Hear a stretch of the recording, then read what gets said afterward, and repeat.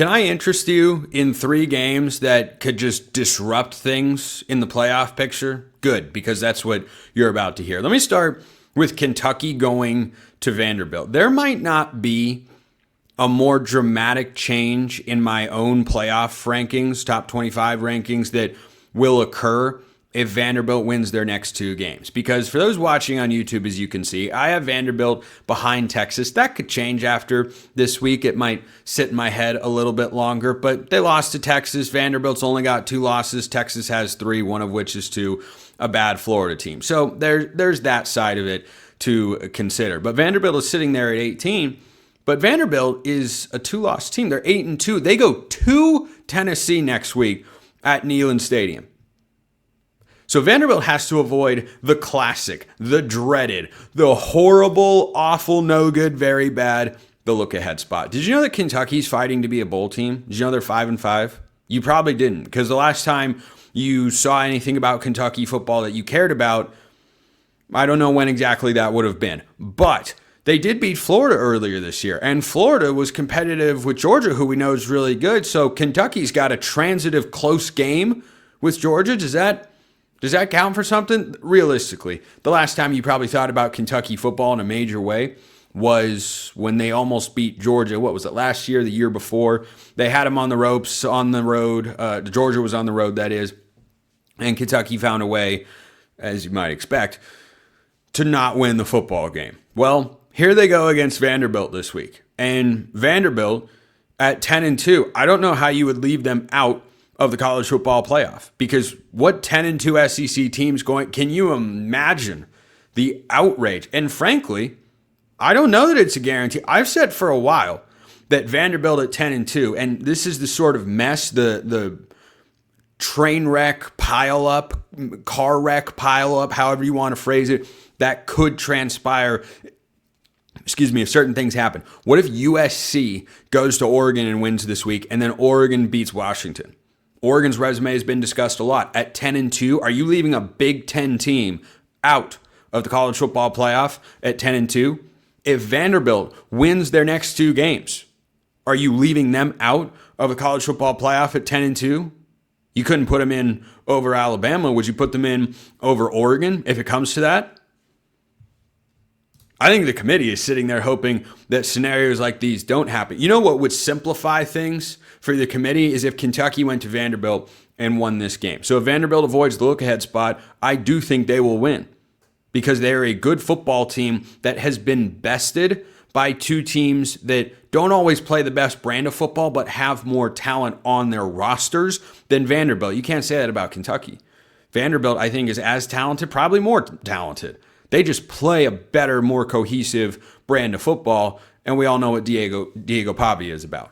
So that game could be a play-in opportunity for Vanderbilt next week when they go to Knoxville, but first they have to avoid the classic look-ahead spot against Kentucky. So that's an interesting one. Speaking of potential 10-win teams, what about Georgia Tech?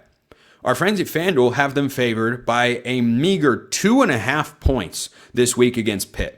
Do you remember what Pat Narduzzi said last week going into the Notre Dame game before his team was soundly beaten at home with College Game Day in town for the first time in I don't even know how long? Do you remember what he said? I'm paraphrasing here. Doesn't matter if we win this game. Doesn't matter in the grand scheme of things. Gave his team a built-in excuse. What do you know? They trailed early, often, and all day. So Pitt now goes on the road to Georgia Tech, still in control of its own fate to make the ACC championship game, because there's that cluster of teams. SMU is in this camp.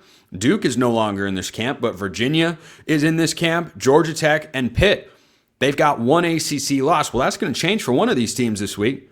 But let me throw this scenario at you. Just going to put it out there. What if Georgia Tech loses at home this week to Pitt, who would then re-enter the top 25? But then Georgia Tech finds a way to beat Georgia. What do you do with that Georgia Tech resume? Losses to Pitt at home and NC State, who's scrapping to be a bowl team in the ACC, which is 4th out of 4 in the Power 4 conferences. but they've got to win at Georgia. What if that happens? Do you want to be the committee and decide that? Do you want to decide between Notre Dame, who you know is playing much better football than Miami at 10-2, or Miami, who won the head-to-head?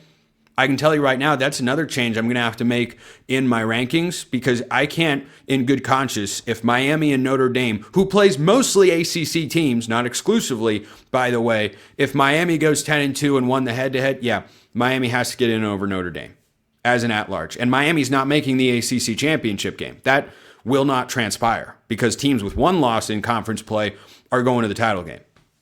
So if Georgia Tech wins this week, then they have a play-in game, win or lose the ACC title game next week when they go play Georgia. So that game has a lot riding on. And when it's just 2.5, you may have seen Pitt last week. They gave up over 175 on the ground to Notre Dame.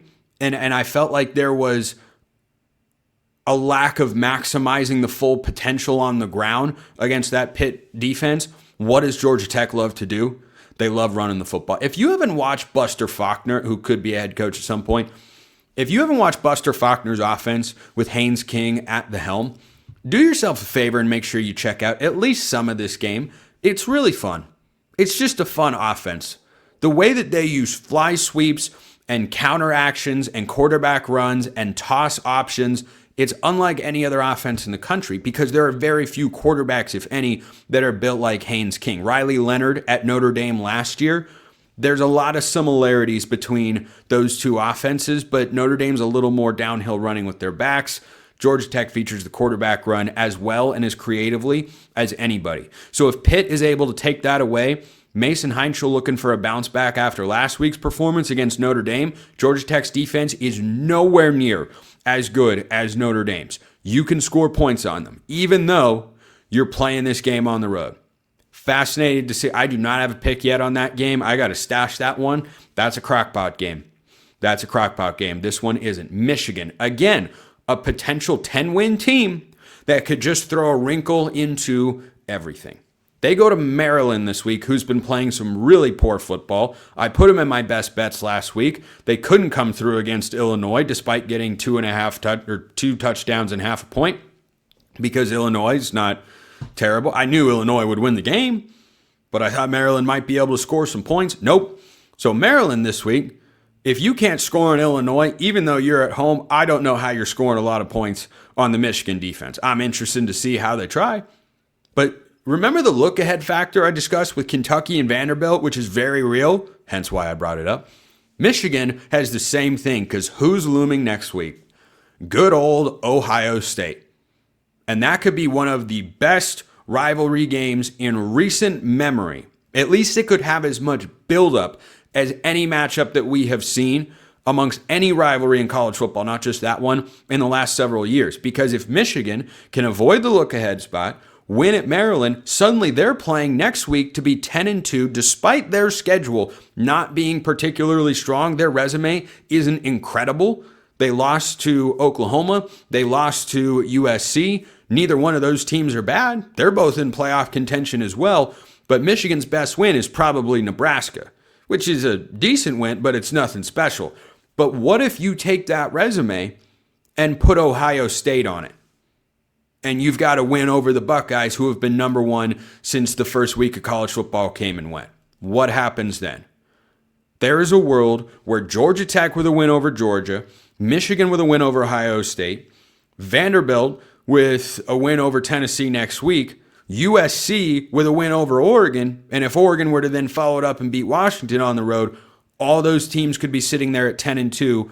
If Alabama can then go on the road, beat Auburn, guess what? They'd be 10-2. What do you do with that many teams? Because you've got 5 bids that are locked in. Miami could be 10-2. BYU better not finish at 10-2, because I don't think they're going to get in they're not going to get in over all of these teams. So they have these sorts of scenarios pop up, and they can be looked at every single year. They have a tendency to work themselves out. Every single one of these hypothetical 10-2s that I'm laying out to you right now, they're not all going to materialize. My question is how many do? Because some of them will, and there will be a debate. And we might see a 10-2 Big Ten or SEC team get left out of the playoff. It happened to the Big 12 last year. It happened to the ACC last year. Could very well take place once again. But the 10-2 conundrum for the committee, it looks like it's right around the corner.